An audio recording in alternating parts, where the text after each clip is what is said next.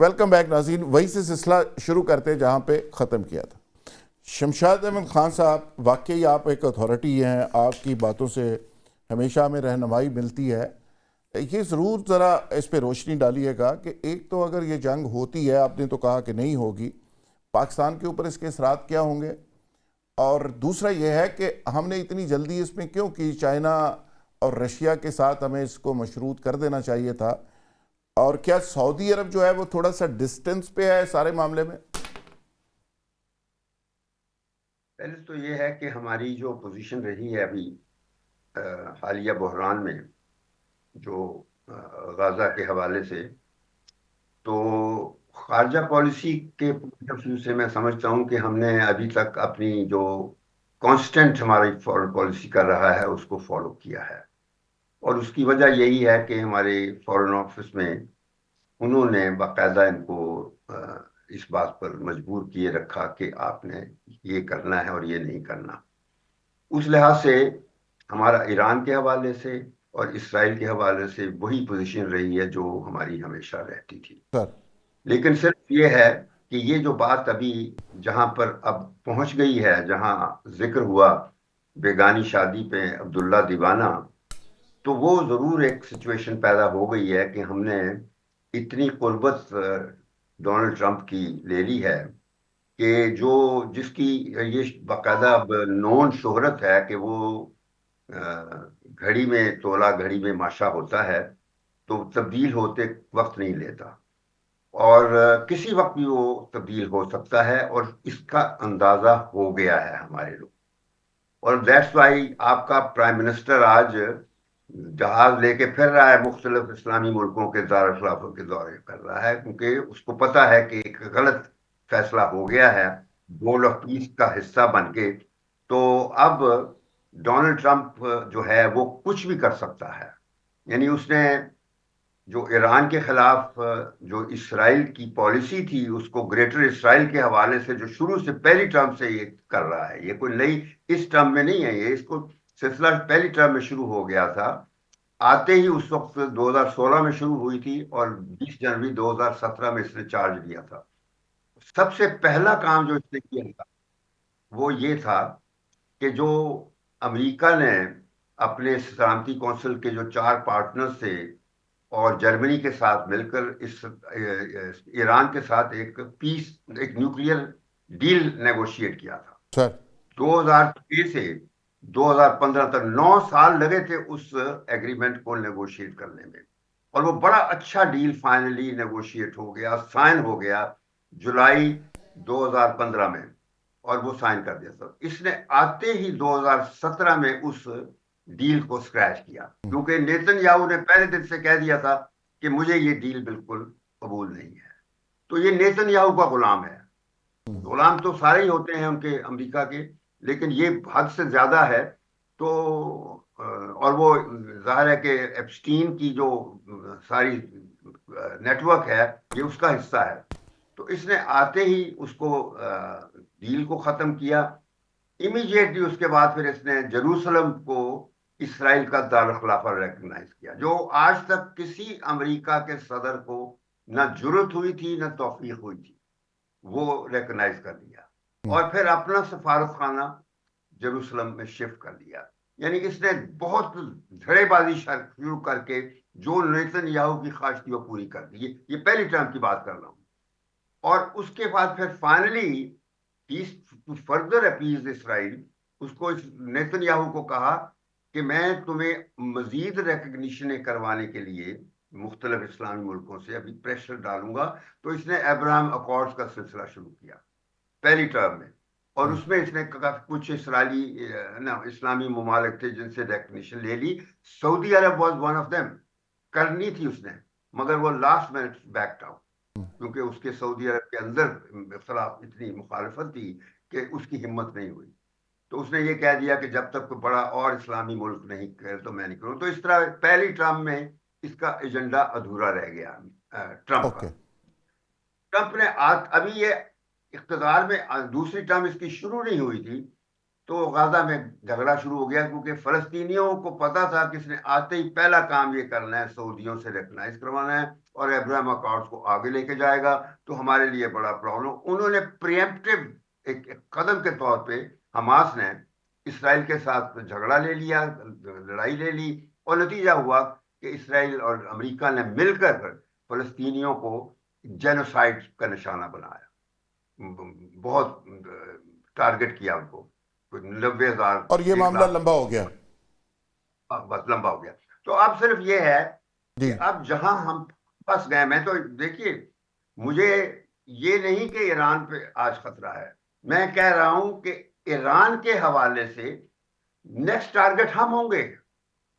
बिल्कुल आपको बता दूं, क्योंकि इस वक्त इसने ईरान को कहा है, धमकी जो दी है, नोटिस दिया है कि मैंने जीरो तुम्हारी होगी न्यूक्लियर, वो नहीं रखनी, टॉलरेट। ईरान ने ये है कि ईरान पर प्रेशर था इसका, डोनाल्ड ट्रंप का, कि मिसाइल खत्म करेगा।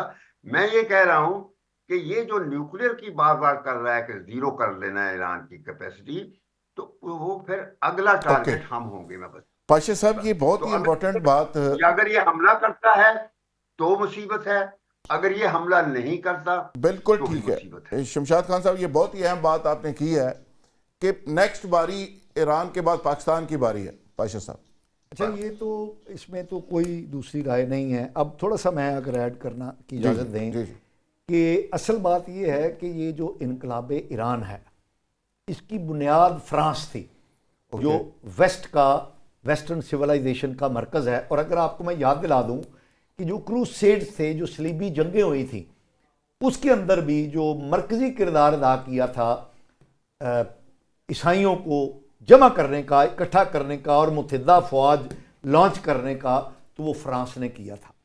और ये फ्रांस ही था जिसने इमाम खुमैनी की जो तहरीक थी शहनशाह ईरान के ख़िलाफ़, उसको कामयाब कराया। और इमाम खुमैनी जो हैं वो फ्रांस से ही फ्लाई करके तेहरान में आए थे और उन्होंने टेक ओवर किया था। ये पस मंजर ज़रा ज़हन में रखिएगा। अब देखिए, अमेरिका का सिंस 79 जब से इनकलाब ईरान आया है, ईरान के साथ, ईरान की थियोक्रेटिक गवर्नमेंट के साथ जो है वो मतक्का लगा हुआ है, लेकिन ईरान को कोई कैपिटल लॉस अभी तक नहीं हुआ।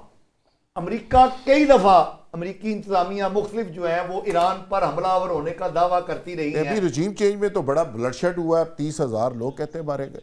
किधर? ईरान के अंदर।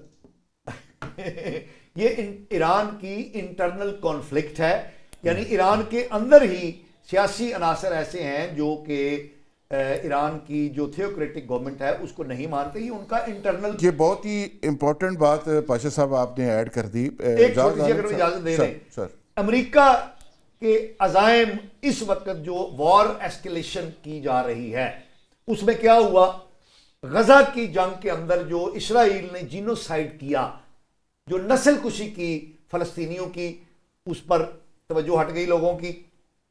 गजा का अमन बोर्ड जो है उसके बारे में जो अपरोर हो रहा था वो दब गया और वो चीजें आगे बढ़नी शुरू हो गई, और आलमी मीडिया की तवज्जो जो है वो ईरान पर हमले की तरफ हो गई। इजाज़ आलम साहब, ये बहुत ही बरीक बात कर गए, एक कॉन्स्पिरेसी थ्योरी की बात कर रहे हैं। आपके ख्याल में क्या सिचुएशन है, ऐसा ही है? देखिए, सिचुएशन तो रोज़ बरोज़ चेंज होती बदलती जा रही है। अभी देखें कि ईरान में हुकूमत मुखालिफ मुजाहरे फिर शुरू हो गए हैं, तो यकीनी तौर पर ज़ाहिर बात है कि वहाँ पे अमेरिकन इस्टेब्लिशमेंट भी अपना काम कर रही है। तो जो बात है कि इसके बाद पाकिस्तान टारगेट होगा, तो मेरे ख्याल में तो ऐसा, शमशाद साहब तो ज़ाहिर बात है इसका हमें अथॉरिटी हैं जी, लेकिन मेरा एक अदना सा ख्याल है कि शायद ऐसा ना हो, क्योंकि मेरे ख्याल में हमने अब तक जो देखा है कि पाकिस्तान और अमेरिका के रिलेशन जो है, बड़े रिलेशन जो है वो इस तरह कभी भी नहीं थे जिस तरह अब है। अच्छा, तो मेरे ख्याल में तो ट्रंप ज़ाहिरी तौर पर ये, इसमें तो कोई शक नहीं ओके, इस तरह की कोई हरकत नहीं करेगा। अच्छा, एक छोटी सी बात राहत, आप देखें इस वक्त अफगानिस्तान की हुकूमत जो है वो पूरी दुनिया में एक्सपोर्ट कर रही है दहशतगर्दी, और पाकिस्तान उनका सबसे बड़ा शिकार है। और अमेरिका उनको $40 मिलियन हर हफ्ते दे रहा है।